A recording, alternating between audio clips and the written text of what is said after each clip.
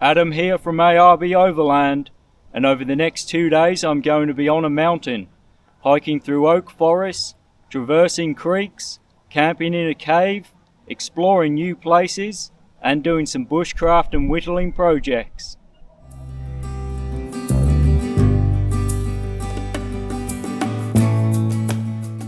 Before I get too far into this trip, I just wanted to say a big thank you to one of my subscribers who made me this custom ARB Overland patch, and all the embroidery on this has been done by hand, which is really impressive. And for this trip, I'm going to wear it proudly on the shoulder of my coat. With that said, I'll throw this pack on and I'll make a move.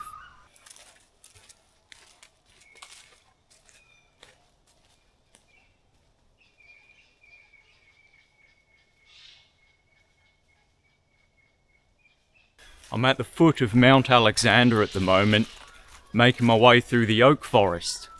And there's a mixture of different oak trees here, along with some elm, none of which are native to Australia. They were all planted in 1900, so that the acorns and bark could be harvested to make tannins and provide alternative employment following the Victorian gold rush. It's winter at the moment, so the forest looks a little bare, but in spring and summer this small woodland is incredibly lush and green, creating a striking contrast against the surrounding Australian bush. So there's a lot of dampness and decaying vegetation in this forest, and I've been keeping my eyes open for a bit of punkwood, and I've just found a good bit in here. So punkwood is decayed rotten wood, typically caused by the dry rot fungi, and good punkwood is soft and spongy and makes for an excellent tinder. So I'm going to put some of this in my pack and save it for a bushcraft project that I've got planned for later today.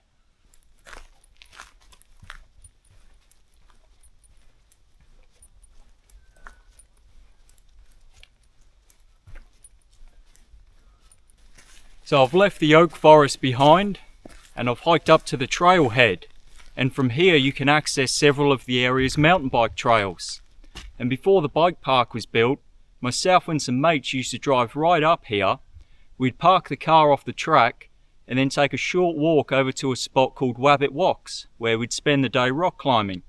And tomorrow I'll be walking right past it, so I'll be able to give you a proper tour of the rocks and point out some of the climbs. So back in January of this year, bushfires went through here and burnt the whole mountain out. It also affected a lot of the local communities. The mountain has slowly started to recover, but unfortunately there is still a lot of people who are without a place to call home.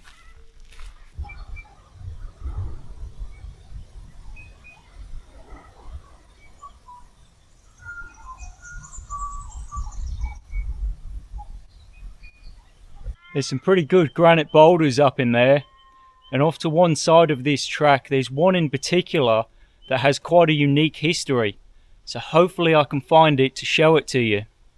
So this isn't the boulder that I'm looking for, but I did think it was quite funny that it had a face chiseled in it.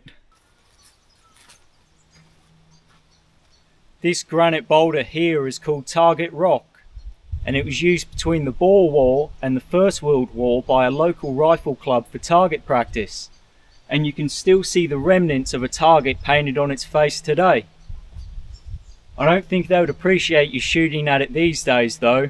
I'm just about to start making my way upwards along Eyre Creek, and there are some really good rock formations either side of it. And if I can find one that's formed a small cave, I might camp in it for the night. I'm also going to use this creek as a good opportunity to top my canteen up. And what I'll do, seeing as this water's going to end up contaminated, I'll keep it just for boiling.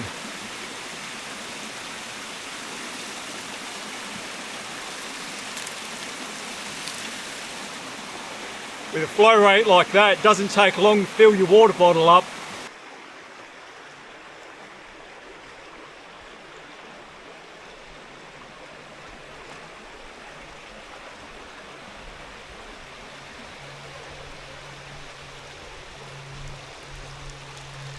It's quite difficult to capture the scale of this place on camera or how steep it is.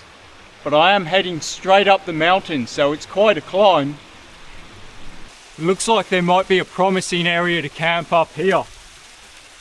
I'll head up and have a look and make an assessment from there.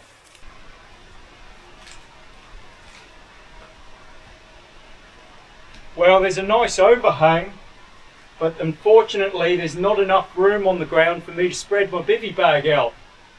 So I've got no choice but to keep moving and try and find somewhere else. Well, this spot looks quite promising. There's plenty of room in there for me to spread my bivvy bag out. The only downside is it's quite open to the sky, so if it rains, I'm going to get wet.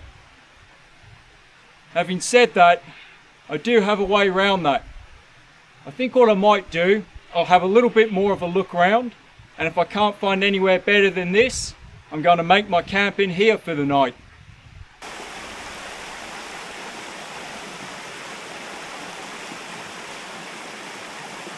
Well, there's a nice cave here, but unfortunately there's a lot of obstacles in underneath it, and it's way too close to the creek for my liking. It doesn't look like there's going to be anything promising further up the creek, so I think what I'm going to do is head back to that cave I found before and make my camp there.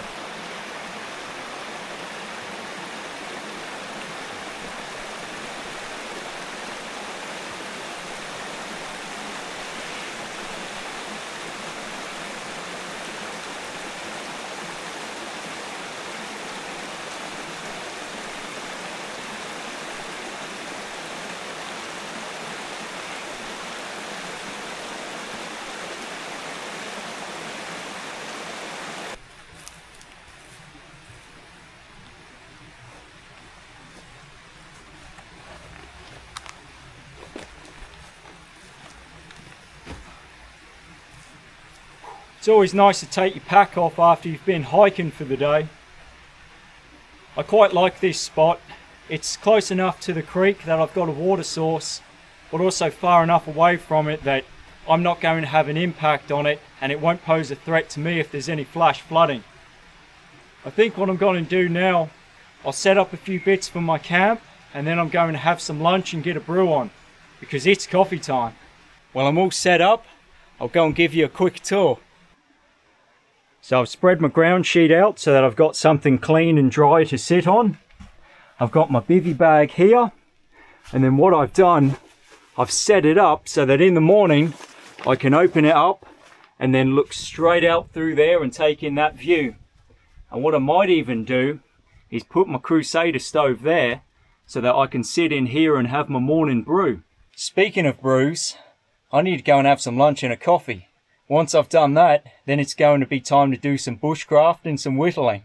So I've finished my lunch, and whilst I sit back and drink my coffee, I thought I might start doing a bit of whittling. So for this trip, I brought some of my carving tools with me. I've got a selection of a few different knives and a scrop, which is like a funny sort of chisel thing. And I'll show you some of the carvings that I've previously done as well. So these two here are little hillbilly gnomes, and some of these I've painted as well. I've also done some Halloween themed carvings. A little bit early for Halloween, but somebody asked me for one, so I thought I would oblige. And I've even carved golf balls in the past.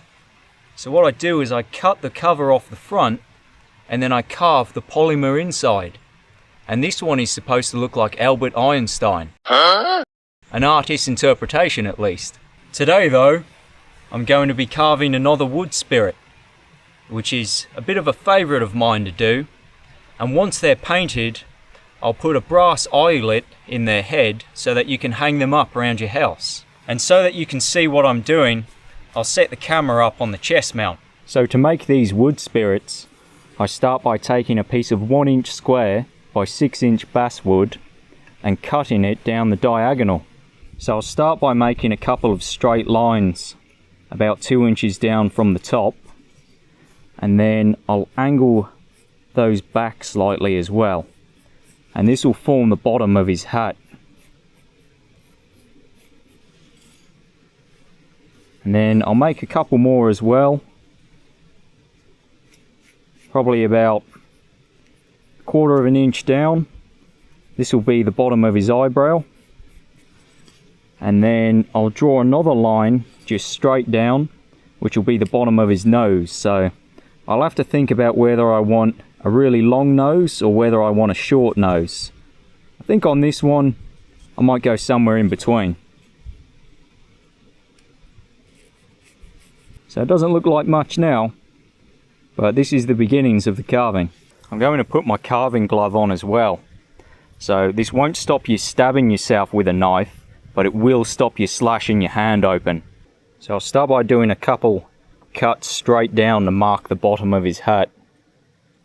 And then I'll come in from his eyebrow at about a 45-degree angle.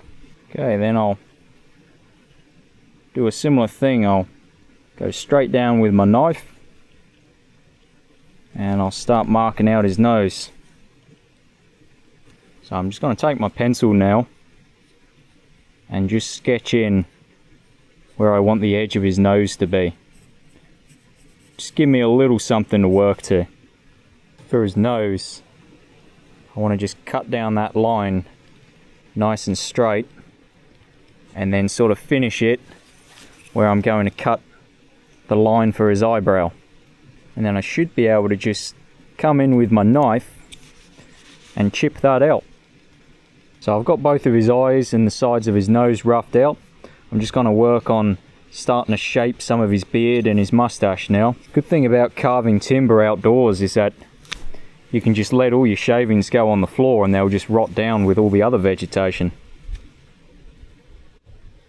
So I've just moved around the corner into the cave just to get out of the wind. I've put the camera on the tripod as well, but from time to time I'll put it back on the chest mount so that you can see what I'm doing. So it's slowly coming together. I'm going to do a little bit more work shaping the beard area and cleaning up the eyes, and then I'll make a start on doing the hat. I must admit, it makes for a really pleasant change. Sitting somewhere nice and remote, doing some carving, listening to the water trickling through the creek. It's very pleasant. So I've got all the eyes and the beard area shaped to about where I want it for now. I'm just going to do a little bit of work shaping the sides of his head, and then I'll cut all his hat in. So there's no sort of limit as to what you can do with our hats. I think with this guy's hat though, I'm going to try and carve it so that it looks like it's folded forwards on the front. We'll see what I can come up with. Well, his hat's taken shape. I've just got a little bit of work to do on taking off some of the sharp edges and refining it. I'm pretty happy with that. I'll do his nose next. So I've got all his nose in his hat about where I want it. What I'm going to do now is sketch on his mustache and start working on his beard. I always like to sketch a bit of a center line for the mustache. I just find it makes them easier to draw on and carve and keep them looking symmetrical. So I don't really want a wonky mustache. If I carve him with a wonky mustache, people will think he hasn't got a good barber. If the carving proves to be really popular, what I'll do is a dedicated video on how to make these. For today though, I'm just trying to quickly run you through it so that you can get a bit of a feel for it.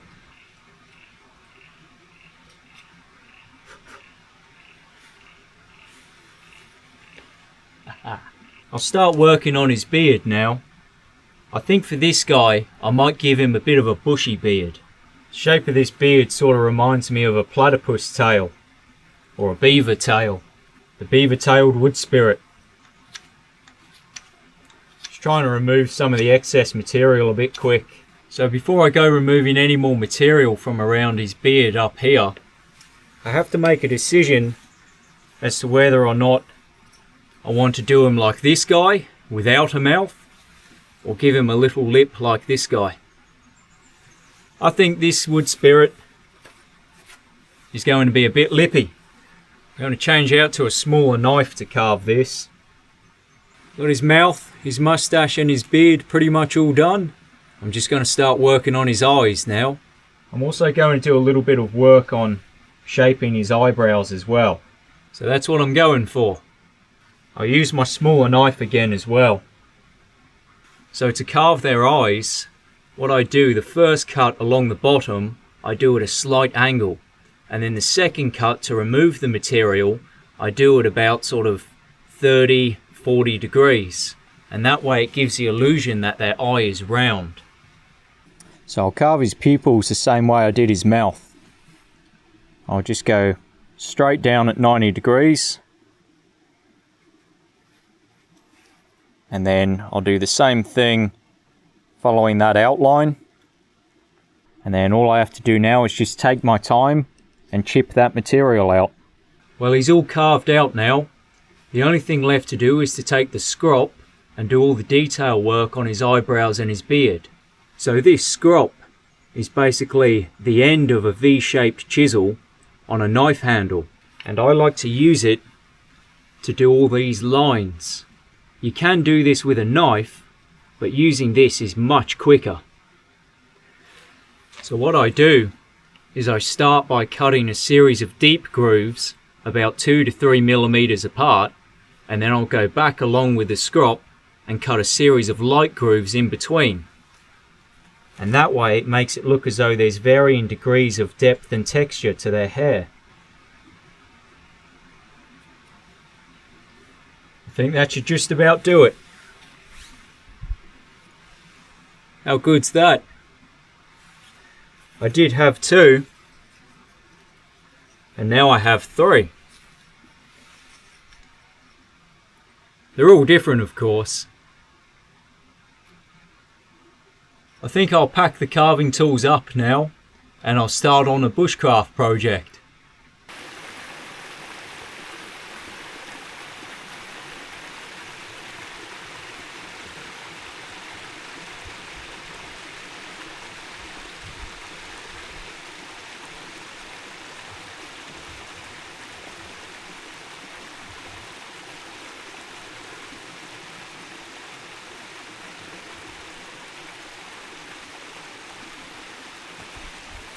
Well, the sun's starting to set and it's going to start getting pretty cold up on this mountain.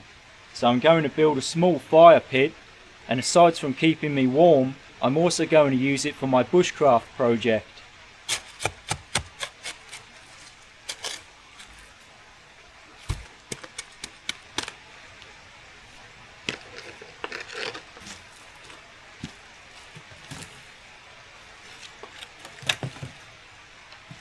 So for firewood, I'm just picking up sticks and branches that have fallen down in the area. So to light this, I'm going to use some char cloth. And once this fire is going nice, I'll show you how to make this.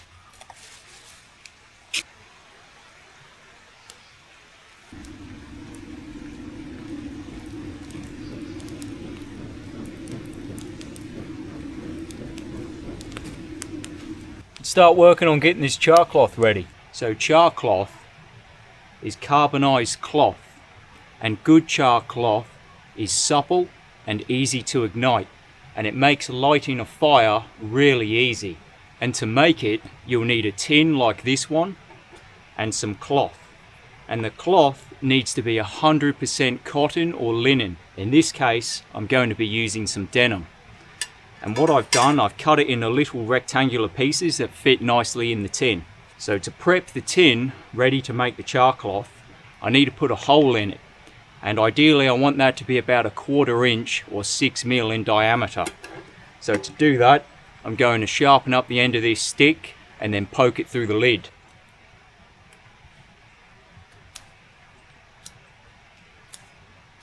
So I'll put this on the ground, and then I'll give this stick a good whack with my shovel. Well, the stick didn't fare too well, and I had to make another one, but I got there in the end. So what I'm going to do now is line the bottom of the tin with some of the punkwood that I collected this morning. So having a bed of punkwood in the tin will do 2 things. Firstly, I'll end up with some charred punkwood, which is even better than the normal stuff, and it will also keep the char cloth off the bottom of the red hot tin and help to prevent it from becoming brittle. So when I lay the cloth in the tin, I like to do it in a crisscross pattern to help ensure that it chars evenly. So I've filled my tin with a bed of punkwood and some cloth, I haven't packed it really tight because if I do, it won't char evenly. So what I'm going to do now is put the lid on and chuck it on the fire. So I've got the tin on the fire, and in a minute there'll be a flame start to come out of the hole, and that'll be all the gases escaping as the cloth carbonizes. And once that flame dies down, I'll take the tin off the fire, put a stick in the hole so that it's starved of oxygen and the cloth and the punkwood can't keep burning, and then once it's completely cooled, I should have some nice supple char cloth and some charred punkwood. The flames finally died down on the char cloth, so now I'm going to work on getting it out of the fire.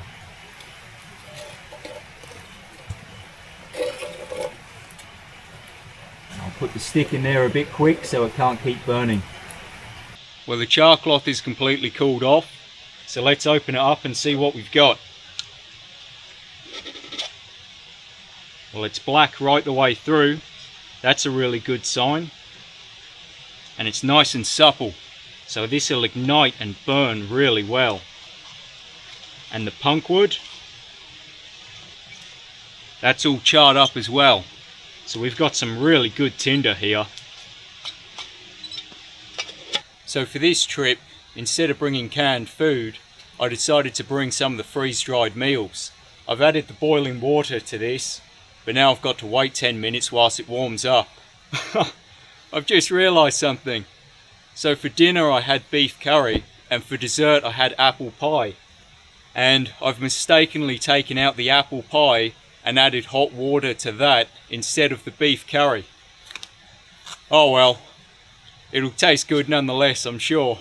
Well, although I thoroughly enjoyed my dessert, I think now it's time to get another billy of water on so that I can have some dinner. Well, I've added the hot water to my beef curry, and now I've just got to wait 10 minutes whilst it heats up. I think once I've eaten this, I'm going to let the fire die down, and then I'm going to hop in the bivvy bag and turn in for the night. Well, I've hopped in the bivvy bag for the night, and although I had my dinner and dessert the wrong way round, they were both pretty good. It certainly made for a nice change from canned food. Anyway, I'm looking forward to tomorrow. I'm going to be hiking further up Eyre Creek, and then I'll turn off and make my way over to West Spur Lookout, and from there I'll drop down onto Wabbit Wocks, where I'll give you the grand tour. After that, I'll work my way back to the oak forest, and that'll be the end of the trip. So I'll turn the camera off, and I'll see you guys in the morning. Well, my alarm's gone off, which means that it's time to get up and get a brew on. I think I might also light the fire as well, because I reckon it's going to be pretty cold out there. To light this, I'm going to use some of the char cloth and the charred punkwood that I made yesterday.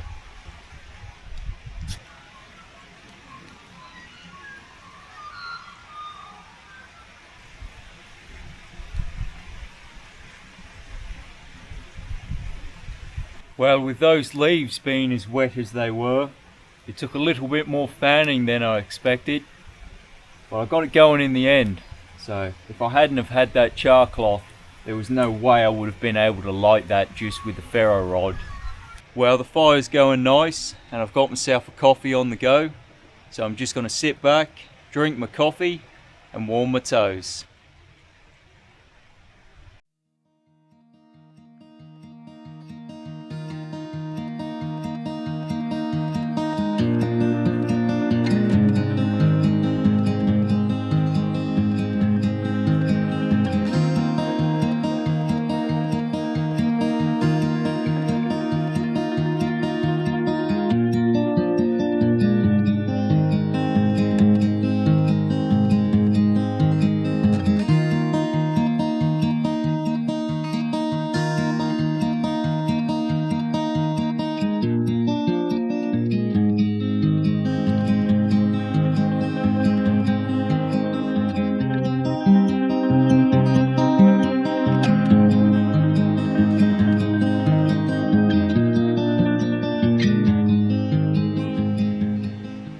Well, I'm all packed up.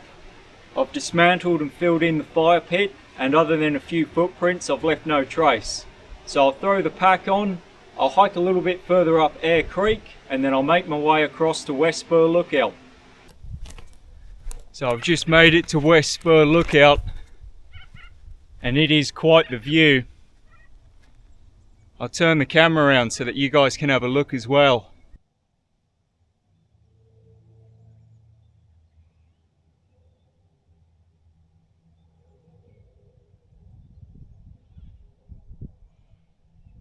Seeing as this is such a nice spot, I'm going to set my pack down here and have an early lunch. Once I've finished having something to eat, I'll make my way over to Wabbit Wocks. So I've made it to Wabbit Wocks, and what I'm going to do is find a good spot to set the camera up on the tripod so that I can try and give you a better sense of the scale of the granite wall here.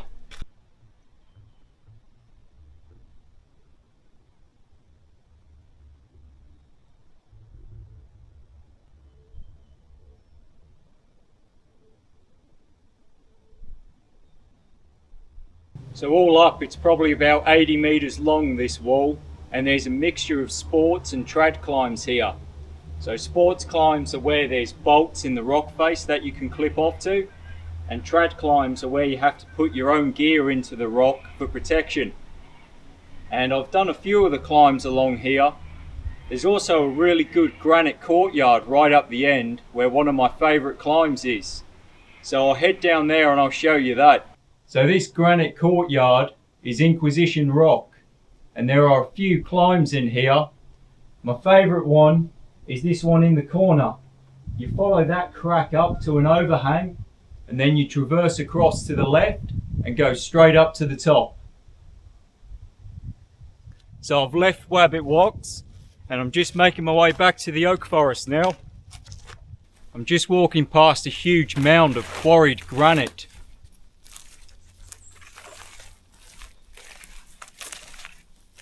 Some of the blocks are enormous. They would have to weigh several ton easy.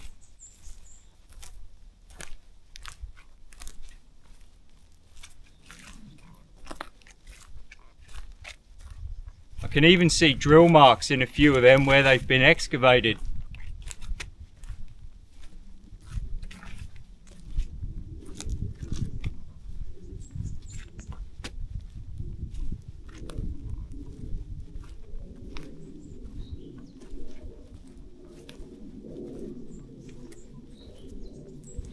And I'm back at the oak forest. And if you've enjoyed this video, then please like, subscribe and join the adventure at ARB Overland.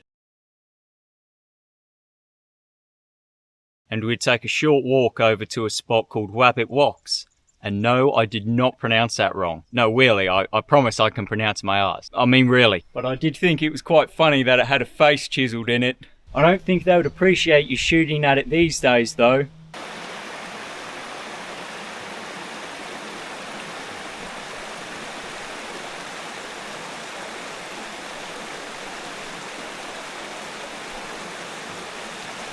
It's hard work when you've always got to come back for the camera. And this one is supposed to look like Albert Einstein. Huh? I'll have to think about whether I want a really long nose or whether I want a short nose. I think on this one, I might go somewhere in between. Give him a bit of a boxer's nose. I always like to sketch a bit of a centre line for the mustache. I just find it makes them easier to draw on and carve and keep them looking symmetrical. So I don't really want a wonky mustache. If I carve him with a wonky mustache, people will think he hasn't got a good barber. The shape of this beard sort of reminds me of a platypus tail, or a beaver tail, the beaver-tailed wood spirit. I have to make a decision as to whether or not I want to do him like this guy, without a mouth, or give him a little lip like this guy. I think this wood spirit is going to be a bit lippy. Oh, I just pricked myself in the end of the thumb with a scrap. So what I'm going to do now is put the lid on and chuck it on the fire, because it's time to get cooking. I've just realised something. So for dinner I had beef curry, and for dessert I had apple pie. And I've mistakenly taken out the apple pie and added hot water to that instead of the beef curry. Oh well. How about a few of those in your garden?